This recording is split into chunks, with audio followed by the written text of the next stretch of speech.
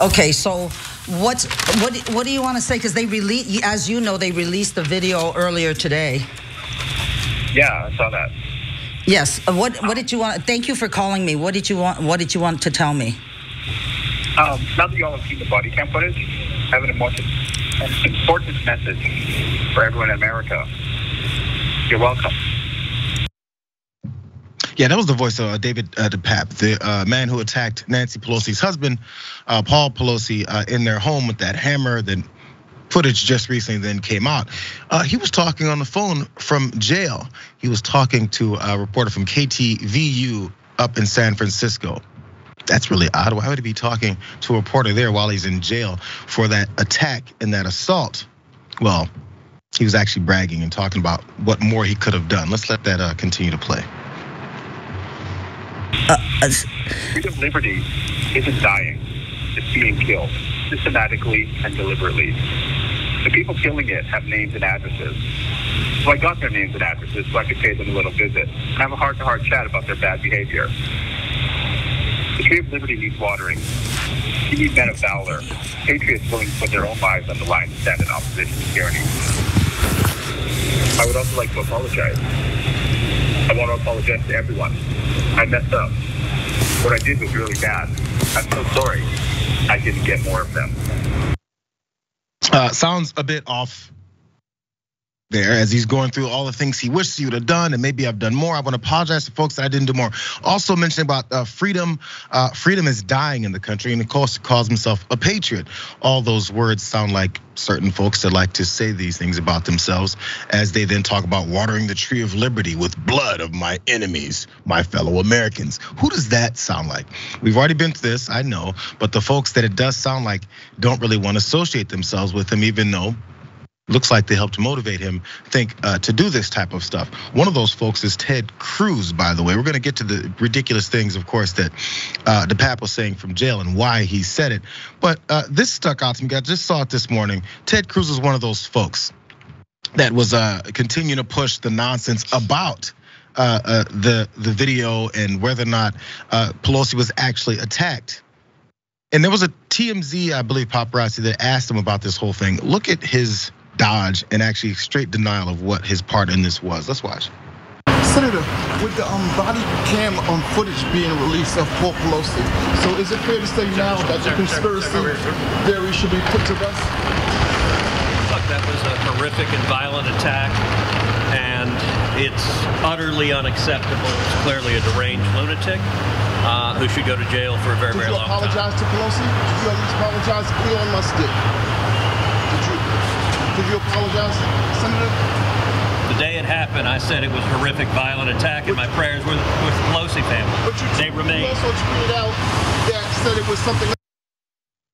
In other words, hell no. F that, I don't care. On the day of the attack, I said it's a horrific tragedy. You can say it's horrific all you want, but what he also said on October 31st when he retweeted Truth, co-signing what Matt Walsh said, which was, I don't know what the hell happened in Nancy Pelosi's house, and I suspect none of us will ever know for sure, except when that video came out. But I do know that trying to paint a hippie nudist from Berkeley as some kind of militant right-winger is absurd and will always be absurd. Who's painting him that way, Matt? His words, his actions, the people he attacked, the way he attacked them, and what he said he would also continue to do if he had more opportunities. Who's painting him? They like to shove this responsibility so much to other folks. Again, the party of personal responsibility. So Ted Cruz retweeted that and said truth to it because that's fun. But afterwards, and then maybe today or yesterday when he's asked about, is he feeling remorse for pushing this bogus parts of this story? I said it was a horrific attack. I'm not gonna apologize, is apparently what he said. When they asked him specifically, will you apologize for pushing these conspiracy theories? No, he won't, because that's the point. Why would he apologize for the whole reason he even engaged in this stuff? It's to push that political mindset from other folks. No matter how much reality they see in front of them, they will continue to deny it because that's what they've cultivated in their followers. That's just the way these things work. Have you ever seen something like this before, Waz, where you get someone that's in jail and it's got on video, everyone's talking about him, but he decides to make a few phone calls to further his guilt, I suppose? Honestly, not not on TV, right? Generally speaking, your lawyer tells you to be quiet, stop talking to people, because anything you say can be used to incriminate you, like literally anything. This is about as incriminating as it gets, where the guy's sort of defiant and he's happy, allegedly, about the things that he does. But I'm not surprised though, right?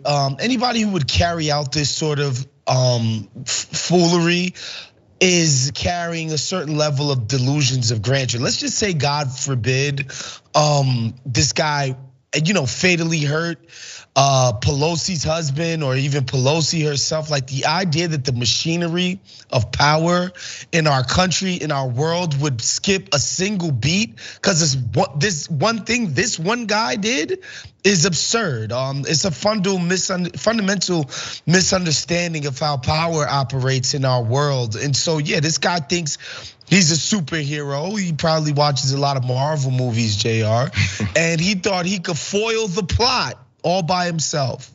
He's kind of told that. And by the way, many of these folks who carry these kinds of attacks are a little bit off, have a different sense of reality.